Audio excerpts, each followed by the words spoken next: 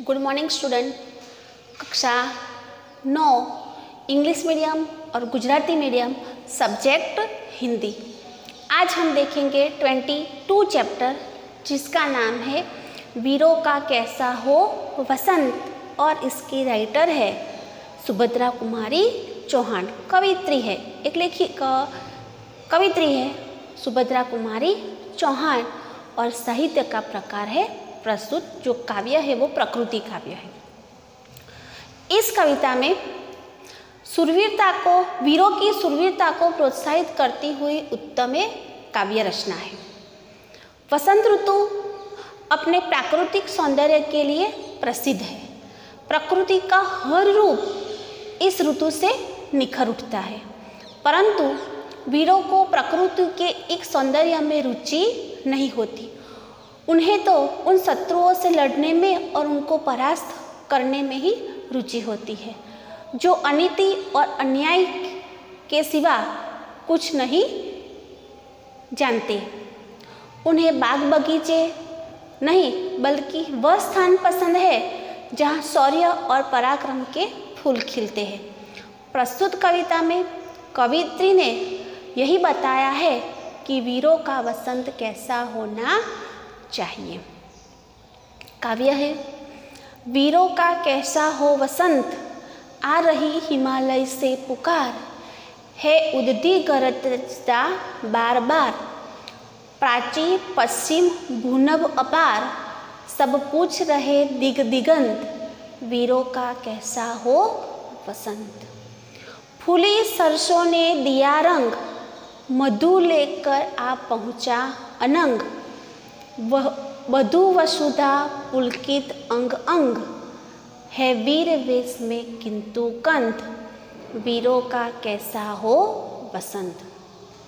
भर रही कोकिला इधर तान, मारू बाजे पर उधर गान, है रंग और रण का विधान, मिलने आए हैं आदि अनंत, वीरों का कैसा हो वसंत। कह दे अतीत अब मौन त्याग, लंके तुझ में क्यों लगी आग, एक कुरुक्षेत्र अब जाग जाग, बतला अपने अनुभव अनंत, वीरों का कैसा हो वसंत। हल्दी घाटी के शिलाखंड, ए दुर्ग सिंहगढ़ के प्रचंड, राणा ताना का कर घमंड, दो जगह आज स्मृतियाँ जलंत, वीरों का कैसा हो वसंत। भूषण अथवा कवि चंद नहीं, बिजली भर दे वह छंद नहीं, है कलम बंदी स्वच्छंद नहीं, फिर हमें बतावे कौन, वीरों का कैसा हो वसंत। हंत वीरों का कैसा हो वसंत। यहाँ पर कहा गया है कि वीरों का वसंत ऋतु कौन सी होती है। हमें तो वसंत ऋतु, सभी ऋतुओं में वसंत ऋतु वो बेस्ट ऋतु होती है, सबसे अच्छी, खुशनुमा, बहुत से फूल खिले होते हैं, इसका जो वातावरण है बहुत अच्छा होता है। ये वसंत ऋतु सभी ऋतुओं में, ऋतुओं की रानी जिसे कहा जाता है वो है वसंत ऋतु। ये वसंत ऋतु जो है वो सबकी है। तो यहाँ पे तो जो वीर है, वीर यानी यहाँ पे कौन से वीर कि जो सुरवीर है, उन सुरवीरों के लिए कौन सी वसंत ऋतु होती है, वो यहाँ पे कवित्री हमें पूछ रही है। आ रही हिमाचल से पुकार, हिमाचल यानी हिमालय पर्वत से पुकार आ रही है उदती गरजता बार बार, जो है उत्तर में है, तो वहाँ से हिमालय पूछ रहा है। उदती यानी समुद्र, सागर, वो भी पूछ रहा है। गरजता बार बार, वो भी गरज कर हमें पूछ रहा है। प्राची, प्राची यानी पूर्व दिशा, पश्चिम यानी पश्चिम, पूर्व पश्चिम दिशा पूछ रही है। भू यानी पृथ्वी, धरा, वसुधा पूछ रही है। नभ यानी आकाश, ये सब पूछ रहे हैं। दिग दिगंत, दिग और दिगंत, दिग दिगंत यानी दिशाओं और उनका छोर। दिशाएं 4 है, पूर्व पश्चिम उत्तर दक्षिण। और उनके जो छोर है ईशान, अग्नि, नैऋत्य और वायव्य, यानी 8 दिशा, भू यानी जमीन, नभ यानी आकाश, ये सब पूछ रहे हैं कि वीरों की वसंत ऋतु कौन सी है। फूली सरसों ने दिया रंग, सरसों जिस पर वसंत ऋतु में सभी पेड़ पौधों पे फूल लगते हैं, तो यहाँ पे सरसों पे भी पीले फूल आ गए हैं। मधु लेकर आ पहुँचा अनंग, और जो कामदेव है वो मधु लेकर आप अनंग यानी कामदेव, मधु यानी शहद, मदिरा शराब, उसका भी अर्थ यहाँ पे ये हो सकता है। वधु वसुधा पुलकित अंग अंग, वधु वसुधा, वधु यानी विवाह के लिए योग्य कन्या, पुलकित अंग अंग यानी उसके प्रत्येक अंग पुलकित है वीर वेश में किंतु कंठ, यहाँ पे एक जैसे विवाह के लिए तैयार बैठी हुई कन्या के रूप में प्रकृति का सौंदर्य कवियत्री ने निखराया, हमें बताया है कि पीली सरसों ने फूल खिल गए हैं, भंवरे जो है वो शहद लेकर आ पहुँचे हैं, प्रकृति का प्रत्येक अंग पुलकित हो उठा है, और जैसे विवाह के लिए योग्य कन्या हो वैसे सज धज कर पृथ्वी खिली हुई है। लेकिन जो वीर है वो किस वेश में है?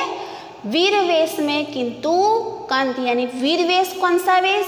जो युद्ध के मैदान में सज होकर जो जाते हैं वीर वेश में, वो सैनिक के वेश में, वो है वीरों का कैसा हो पसंद। विवाह के लिए कन्या तैयार है लेकिन उसका जो पति है वो के सैनिक की वेशभूषा में है, यानी उसे इस राग रंग में, इस बाग बगीचे में उनको कोई रुचि है नहीं।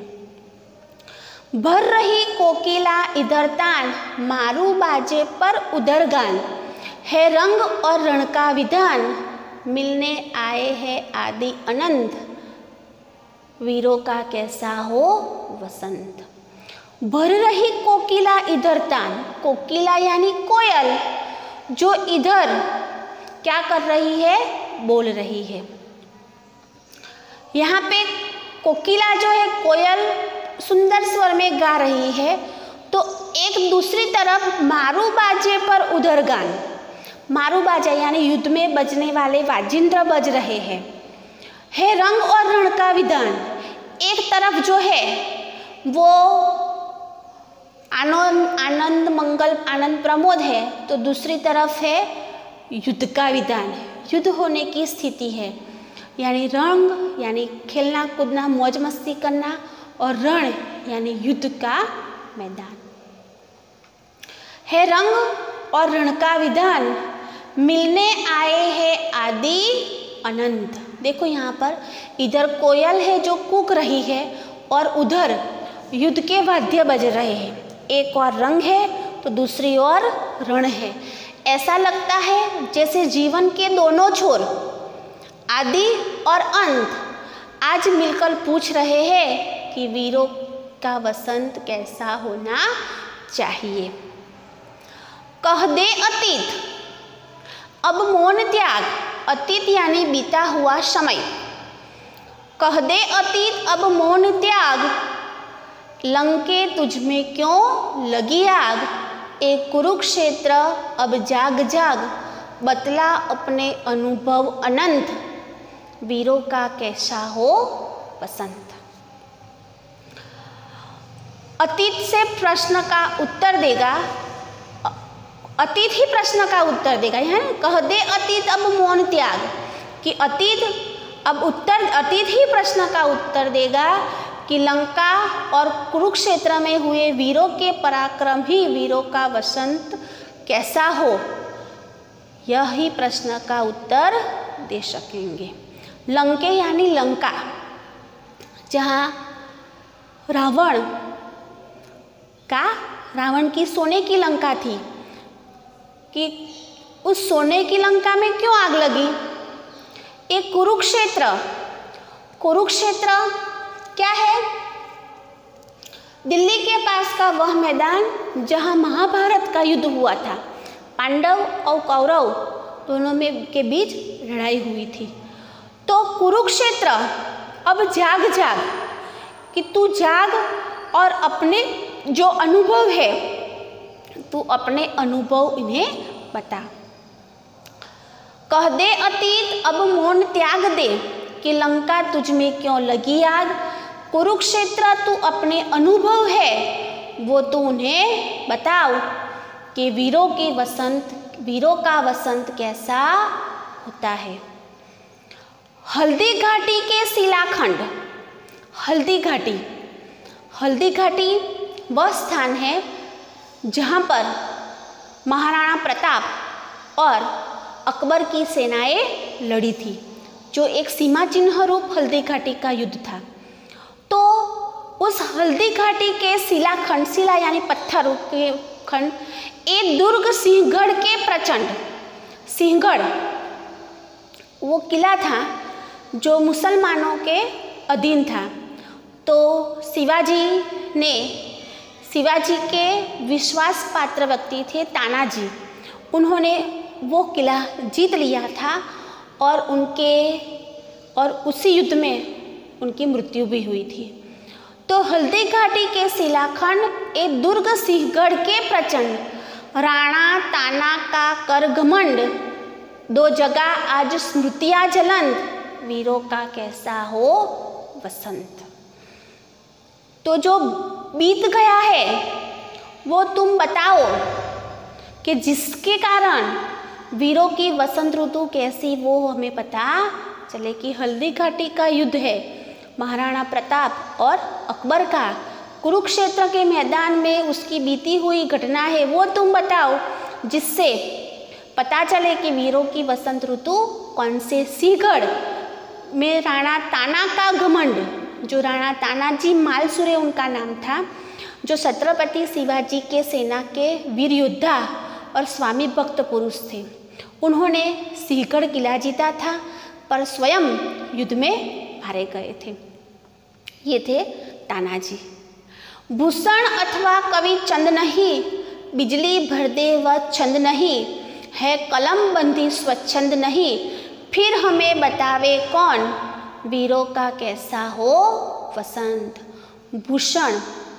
भूषण वो एक वीर रस के कवि थे, जो छत्रपति शिवाजी के दरबार में इनका प्रतिष्ठित स्थान था। वो भूषण वीर रस के कवि थे। फिर भूषण अथवा कवि चंद नहीं, चंद का पूरा नाम है चंदबरदाई, वे पृथ्वीराज चौहान के मित्र और वीर रस के कवि थे। इन्होंने पृथ्वीराज चौहान की वीरता का वर्णन करते हुए पृथ्वीराज रासों की रचना की है। भूषण अथवा कवि चंद नहीं, आज का जो समय है वो आज के समय में भूषण और ऐसे चंद जैसे वीर रस के प्रधान जो कवि है वो है नहीं।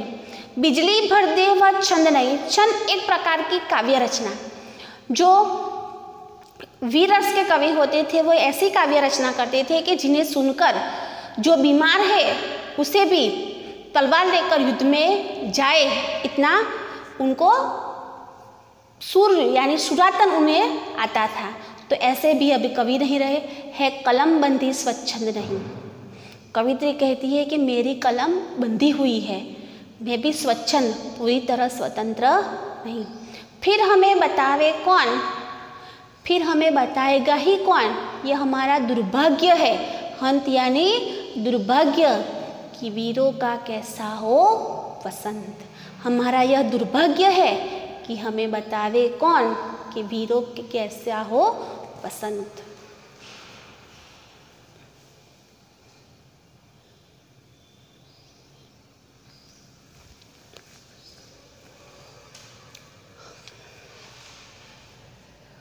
वीरों का कैसा हो वसंत, इन पंक्तियों में कवित्री ने कहा है कि वसंत ऋतु चारों तरफ बिखरे अपने प्राकृतिक सौंदर्य के कारण सबसे सुंदर ऋतु मानी जाती है। सुंदर, सुगंधित और रंग रंग के फूल, भंवरे का गुंजन, रंग बिरंगी उड़ती तितलियाँ और सुहावनी हवा इन ऋतु की विशेषताएं हैं। परंतु यह वीरों का वसंत नहीं है। वीरों का वसंत वह है जिसमें स्वतंत्रता और स्वाभिमान के लिए संघर्ष होता है। वीरों का वसंत वह है जिसमें अन्याय और अधर्म का नाश करने के लिए शूरवीर हंसते हंसते अपना बलिदान देते हैं। तो यहाँ पे कहा गया है कि हिमालय पुकार कर पूछ रहा है, सागर भी गरज कर बार बार यह कह रहा है, पूर्व पश्चिम पृथ्वी आकाश सब यही पूछ रहे हैं कि वीरों का वसंत कैसा होना चाहिए। सरसों में फूल आ गए हैं, उनसे वातावरण को पीला रंग मिल गया है। कामदेव अपनी मदिरा लेकर आ पहुंचा है। पृथ्वी भी नववधू जैसी सजकर प्रसन्न हो रही है। परंतु नायक जो वीर पुरुष है उनको इसमें दिलचस्पी नहीं है। वह वीर वेश धारण कर यह बताना चाहता है कि वसंत कैसा होना चाहिए। इधर कोयल ताने भर भर कर कूक रही है, उधर युद्ध के बाजे बज रहे हैं। एक और वसंत का रंग है तो दूसरी ओर दूसरी ओर युद्ध की तैयारी है। ऐसा लगता है जैसे आदि और अंत के रूप में जीवन के दो पहलू मिलने आए हैं और पूछ रहे हैं कि वीरों का वसंत कैसा होना चाहिए। हे अतीत, अब तुम चुप मत रहो और वीरों को वसंत के असली रूप के बारे में बता दो। हे लंके, तुम भी बता दो कि तुम में हनुमान ने आग क्यों लगाई थी। एक कुरुक्षेत्र, तुम भी जाकर बता दो कि महाभारत का युद्ध क्यों हुआ था।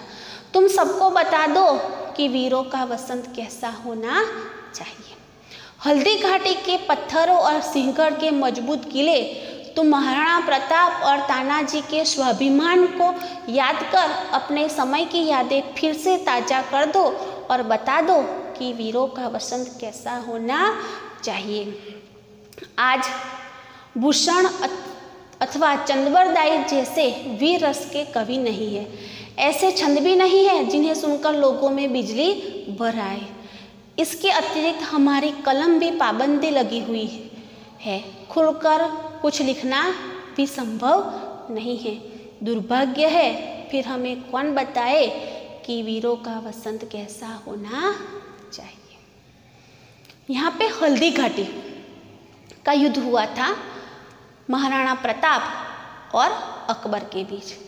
तो मुगल सम्राट अकबर अनेक राजपूत राजाओं को अपने अधीन करना चाहता था, परंतु वह सफल नहीं हुआ। महाराणा प्रताप अपनी स्वाधीनता गंवाने के लिए तैयार नहीं हुए। अंत में हल्दी घाटी के मैदान में अकबर और महाराणा प्रताप की सेनाओं में भयंकर युद्ध हुआ। इसी प्रकार सिंहगढ़ भी मुसलमान शासक के अधीन था। उस पर अधिकार करने के लिए शिवाजी महाराज के वीर सरदार तानाजी ने उस पर आक्रमण किया। कड़ी टक्कर के बाद सिंहगढ़ हाथ में आ गया, पर अद्भुत वीरता दिखाते हुए तानाजी मालसूरे शहीद हो गए। यहाँ पे कवित्री लिखती है, कलम बंदी स्वच्छंद नहीं। ऐसा क्यों कहता है? तो वीरों का कैसा हो वसंत, यह कविता तब लिखी गई थी जब देश में अंग्रेजों का शासन था। अंग्रेजी सत्ता ने देश में दमन चक्र चला रखा था। उस समय अंग्रेजों के अन्याय के विरुद्ध लिखना अपराध माना जाता था। ऐसा लिखने वालों को कड़ी सजा दी जाती थी। उनकी रचनाएं जो थी जब्त कर ली जाती थी। उसी संदर्भ में कवित्री लिखती है कि लिखने पर पाबंदी है, मैं चाहूँ तो कुछ खुलकर लिख नहीं सकती। तो इस कविता द्वारा कवि और दुर्भाग्य मानती है। यही दुर्भाग्य है कि आज भूषण और चंद जैसे वीररस के निर्भय कवि नहीं है। लोगों में बिजली जैसा जोम और जोश भर देने वाले छंदों का भी अभाव है। कवियत्री इस स्थिति को देश का दुर्भाग्य मानती है। तो इस काव्य द्वारा हमें वीरों का वसंत कैसा होता है यह जानने को मिलता है कि हमारे देश में कैसे कैसे भूतकाल में, अतीत में कैसी कैसी घटनाएं हुई है। तो आप इसका अच्छे से स्वाध्याय लिखना, होमवर्क करना। Thank you.